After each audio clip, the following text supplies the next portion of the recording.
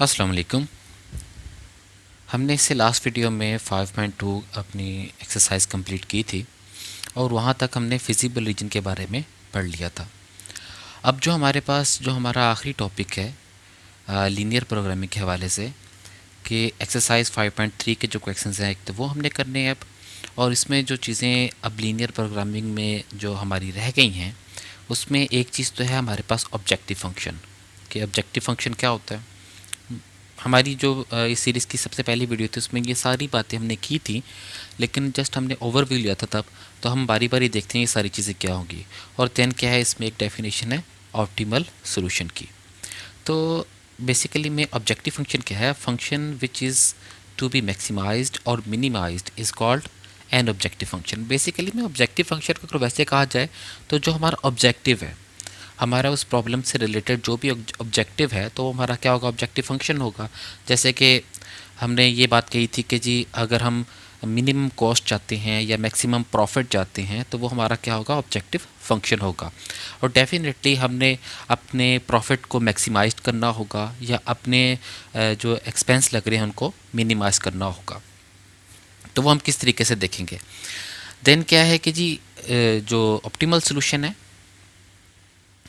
कि the feasible solution which is maximize or minimize the objective function is called optimal solution। तो जो सा भी अब फिजिबल सोल्यूशन तो हमने इससे लास्ट वीडियो में पढ़ लिया अच्छे तरीके से फिजिबल सोल्यूशन क्या होगा। तो जो फिजिबल सोल्यूशन को अगर हम ऑब्जेक्टिव फंक्शन में पुट करते हैं, ठीक है ना, तो वो उसको मैक्सिमाइज़ करेगा या मिनिमाइज़ करेगा, तो वो बेसिकली में हमारा क्या होगा? ऑप्टिमल सोल्यूशन होगा। बेसिकली में हमारा इंटरेस्ट तो किसी एक चीज़ में होगा, या मैक्सिमाइज़ करने में या मिनिमाइज़ करने में। तो फिजिबल सोल्यूशन जिस जगह पर मैक्सिमाइज़ हो या मिनिमाइज़ हो, किसके थ्रू? ऑब्जेक्टिव फंक्शन के थ्रू, तो उसको हम क्या कहेंगे? ये हमारा ऑप्टिमल सोल्यूशन है। यही सोल्यूशन हम चाह रहे थे। तो इसका प्रोसेस क्या है कि जी हम ऑप्टिमल सोल्यूशन कैसे फाइंड करेंगे? बेसिकली हम ऑप्टिमल सोल्यूशन ही फाइंड करने जा रहे हैं। तो सबसे पहला है कि जी graph the solution of linear inequalities constraints to determine the feasible region. सबसे पहले हमने क्या करना है कि जी हमने कॉन्स्टेंट्स होंगी जिनको हम ग्राफ पे ड्रॉ करेंगे और फिजिबल रीजन शेड करेंगे।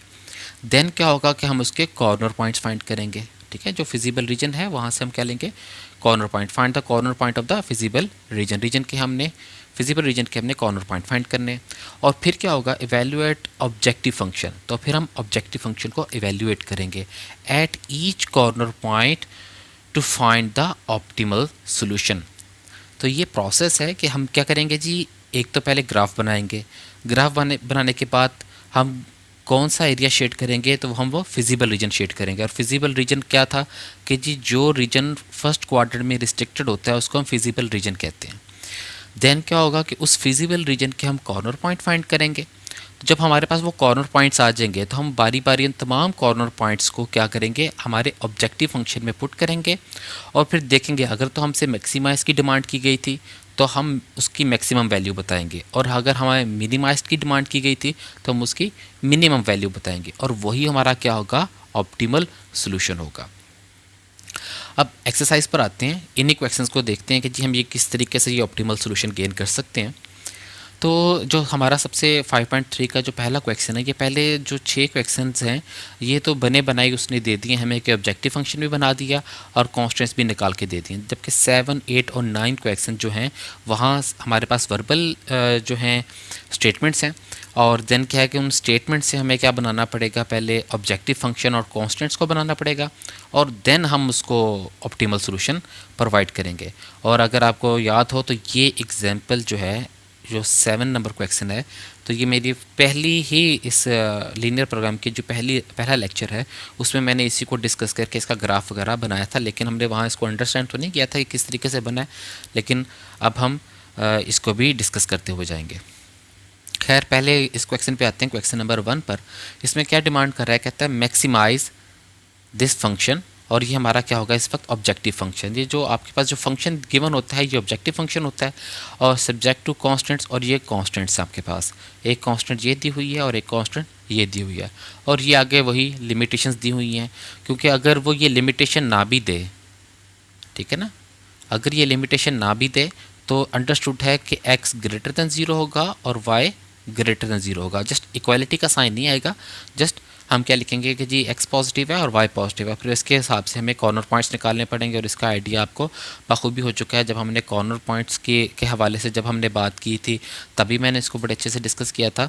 और फिर देन जब फिजिबल रीजन की बात आई थी, तो फिजिबल रीजन में और इन दी हुई कॉन्स्टेंट्स में क्या फ़र्क होता है कि जी कॉर्नर पॉइंट्स में क्या डिफरेंस आ जाता है। तो ये चीज़ें इससे जो लास्ट जो 2 वीडियोस हैं उसके अंदर बड़े अच्छे से डिटेल से डिस्कस है।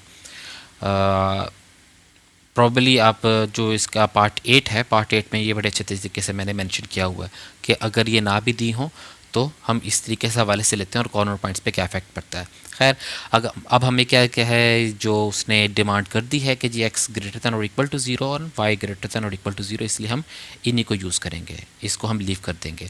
और अगर ये ना दी हो, सिर्फ ये कहा हो मैक्सिमाइज दिस फंक्शन और ये आपको कॉन्स्टेंट्स दी हो और ये आपके पास गिवन ना हो, तो आपने उसकी जगह पर x ग्रेटर दैन 0 और y ग्रेटर दैन को ही यूज़ करना होता है। तो सबसे पहले क्वेश्चन को हम सॉल्व करते हैं। तो पहले क्वेश्चन की जो मैंने स्टेटमेंट है वो पहले से लिख ली है। ये हमारे पास जी क्वेश्चंस है, क्वेश्चन नंबर 1 है। अब यहाँ पर हम बात करते हैं जी कि हमें गिवन है जी कि हमने अपने फंक्शन को मैक्सिमाइज करना है, और ये हमने फंक्शन लिख लिया। इस फंक्शन को हम लेबलिंग दे देते हैं ए की। इसी तरीके से बल्कि ए बी सी तो मैं यूज़ करता होता हूँ बेसिकली मैं कॉन्स्टेंट्स के लिए, इसको हम कह देते हैं ये आई है। अच्छा जी, इसके बाद हमारे पास जो फर्स्ट कांस्टेंट दी हुई है वो क्या है, उसको हम ए कह देते हैं और दूसरी कांस्टेंट को बी कह देते हैं, ये बी होगी। सबसे पहला काम क्या है कि जी जो प्रोसेस है उसमें हमें इसका ग्राफ बनाना पड़ेगा और देन क्या करना पड़ेगा, फिजिबल रीजन को शेड करना पड़ेगा। तो उसके लिए हम क्या करते हैं, सबसे पहले इनको एसोसिएट में कन्वर्ट करते हैं और देन क्या है टेस्ट पॉइंट वगैरह लगाते हैं। तो ऐसी बहुत सारी एग्जांपल्स कर चुके हैं, तो निकालते हैं जी। सबसे पहले हम काम क्या करते हैं, इनको एसोसिएट में कन्वर्ट करते हैं। तो कन्वर्ट इनटू एसोसिएट फॉर्म। तो सेम काम इसके लिए भी यही होगा। और ये एसोसिएट क्या आ जाएगी जिसकी, इसकी आ जाएगी associate 2y minus x is equal to 8, इसको लेबल देते हैं 1 का। और इसकी एसोसिएट क्या हो जाएगी, x minus y is equal to 4, और इसको कहते हैं इक्वेशन 2। देन हमने क्या करने हैं, हमने इसके x इंटरसेप्ट और y इंटरसेप्ट फाइंड करने होते हैं। तो फॉर दैट इज़ 4, तो y की वैल्यू क्या आ जाएगी -4। देन हम टेस्ट पॉइंट लगाते हैं। तो टेस्ट पॉइंट क्या है जी, टेस्ट पॉइंट इसके लिए भी और इसके लिए भी। टेस्ट पॉइंट में हम ओरिजिन को ओरिजिनल इनक्वालिटी में पुट करते हैं। तो यहाँ पुट करेंगे पुट 0 0 इन ए। तो ए में पुट करते हैं, क्या आ जाएगा 0 minus 0 less than equal to 8 and 0 less than और इक्वल टू 8, मीन्स दैट ये ट्रू हो गया।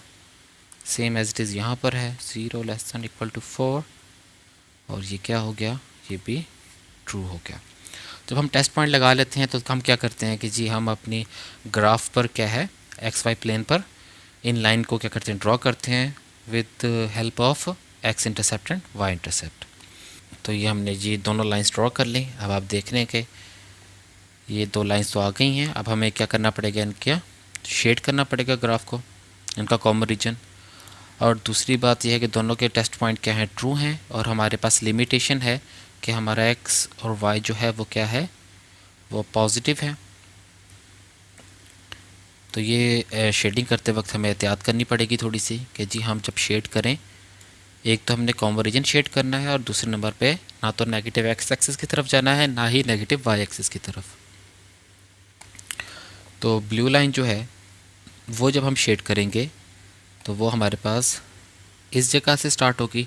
डेफिनेटली मैं इससे नीचे तो शेड नहीं कर सकता क्योंकि एक्स क्या है, वो वाई जो है वो पॉजिटिव है, तो वाई यहाँ से स्टार्ट होगा। तो टूवर्ड्स ओरिजिन ही होना था इसने, क्योंकि टेस्ट पॉइंट ट्रू है तो टूवर्ड्स ओरिजिन हमने इसको शेड करना है। तो इस तरीके से हम इसको शेड करते हुए जाएंगे। और देन क्या है कि जी आपने जो ग्रीन लाइन है उसका भी टेस्ट पॉइंट ट्रू है, उसने भी टूवर्ड्स ओरिजिन ही शेड होना था, तो यहाँ से वो शेड, तो ये हमारा क्या आ गया, कॉमन सोल्यूशन आ गया, और यही क्या है, फिजिबल रीजन है हमारा। अब आप देखें कि ना तो मैं नेगेटिव एक्स एक्सिस की तरफ गया हूँ, ना ही मैं नेगेटिव वाई एक्सिस की तरफ गया हूँ, इसके बिटवीन मुझे रहना था, क्योंकि दोनों का टेस्ट क्या था, ट्रू था। तो ग्रीन लाइन ने भी टूवर्ड्स ओरिजिन और ब्लू लाइन ने भी टूवर्ड्स ओरिजिन होना था, तो ये इसका कॉमन एरिया था, ये शेडिंग एरिया था हमारा। अब क्या बात है कॉर्नर पॉइंट्स निकालने की, तो आप देखेंगे जी फिजिबल जो रीजन है आपका, वहाँ पर कौन सी बाउंड्री लाइंस जो हैं वो आपस में क्या करती हैं, इंटरसेक्ट करती हैं। अब डेफिनेटली एक्स एक्सिस और y axis as a boundary line consider होंगी, क्योंकि हमें जो रिस्ट्रिक्शन है वहाँ पर एक्स ग्रेटर देन और इक्वल टू दिया हुआ था। तो एक तो बाउंड्री हमारा कॉर्नर पॉइंट ये हो गया, एक कॉर्नर पॉइंट ये हो गया है, एक कॉर्नर पॉइंट ये हो गया है, और एक इन दोनों की इंटरसेक्शन ये वाला कॉर्नर पॉइंट हो गया। तो कॉर्नर पॉइंट के हवाले से आप बहुत अच्छे तरीके से जानते हैं। तो अगर आपको नहीं कंफर्म कॉर्नर पॉइंट्स कैसे फाइंड किए जाते हैं, तो इसी सीरीज़ में 5th और 6th जो है वीडियोस वो उसी के ऊपर हैं, कॉर्नर पॉइंट्स के ऊपर। अब क्या करते हैं कि जी इन कॉर्नर पॉइंट्स को फाइंड करते हैं। अब डेफिनेटली इस पॉइंट का हमें पता था, ये क्या था, 0 4 था। देख लेते हैं जी 0 4, और ये तो हमें पता ही अंडरस्टूड है, ये 0 0 होता है, और ये भी कंफर्म हो गया है, ये क्या है, 4 0 है। बाकी ये अननोन है, तो इस अननोन को हम कैसे फाइंड करते हैं, तो किन दो लाइंस की इंटरसेक्शन से, ग्रीन लाइन और ब्लू लाइन, और ये दोनों कौन सी लाइंस हैं, वही एसोसिएट लाइंस हैं जो हमने शुरू में लिखी थी। तो उनकी पॉइंट ऑफ इंटरसेक्शन से ये क्या मिल जाता है, हमें पॉइंट मिल जाता है। तो हम दोनों को साइमल्टेनियसली सॉल्व कर लेते हैं, इन दोनों लाइंस को।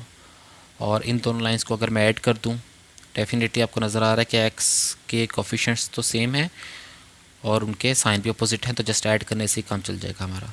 तो हम ये करते हैं जी बाय इक्वेशन 1 प्लस इक्वेशन 2, तो दोनों को ऐड कर देते हैं, क्या आ जाएगा 2y y, और ये क्या आ गया 12, y की वैल्यू 12 आ गई। तो y की वैल्यू जो है हम किसी एक क्वेश्चन में अगर पुट कर दें तो हमें x की वैल्यू मिल जाएगी, तो 16, x की वैल्यू 16 है और y की वैल्यू 12 है। हमारा जो वो अननोन कॉर्नर पॉइंट था वो हमने फाइंड कर लिया। तो ये वाला जो पॉइंट है इसमें x 16 है और y क्या है 12 है। तो ये हमारे 4 कॉर्नर पॉइंट्स निकले हैं, एक ये, एक ये, एक ये और एक ये। अब हमने फिजिबल रीजन के क्या कर लिए हैं, कॉर्नर पॉइंट फाइंड कर लिए हैं। अब इनको सेपरेटली लिख लेते हैं। द कॉर्नर पॉइंट्स आर, एक 0 0 है, एक अभी हमने फाइंड किया है 16 12, एक हमारे पास 0 4 है, और एक हमारे पास 4 0 है। यही वाले पॉइंट्स हैं ना हमारे पास, जी हाँ 0 4 और 4 0। जब हमारे पास कॉर्नर पॉइंट्स आ जाते हैं, ठीक है, तो हम क्या करते हैं, उसको ऑब्जेक्टिव फंक्शन में पुट कर देते हैं।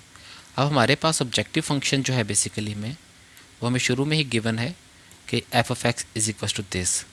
तो अब हम क्या करेंगे, यहाँ पर हम एक बॉक्स बना लेंगे। अब क्या करेंगे जी अब हम बारी बारी तमाम कॉर्नर पॉइंट्स को इस ऑब्जेक्टिव फंक्शन में पुट करके देखेंगे। तो पहला कॉर्नर पॉइंट जो है वो हमारे पास है 0 0,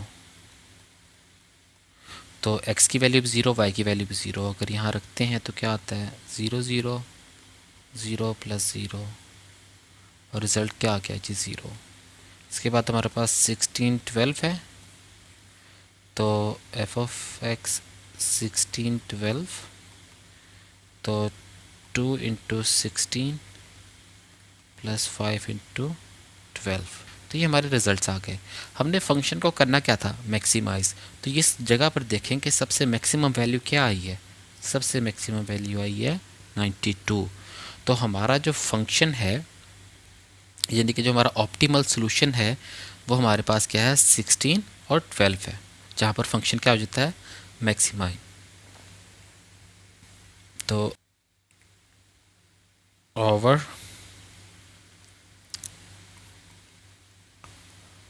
ऑप्टिमल solution is 1612। तो हमारा ऑप्टिमल सोल्यूशन फाइंड हो गया, वो क्या है 1612। और इस तरीके से हमने अपने क्वेश्चन को कंप्लीट कर लिया।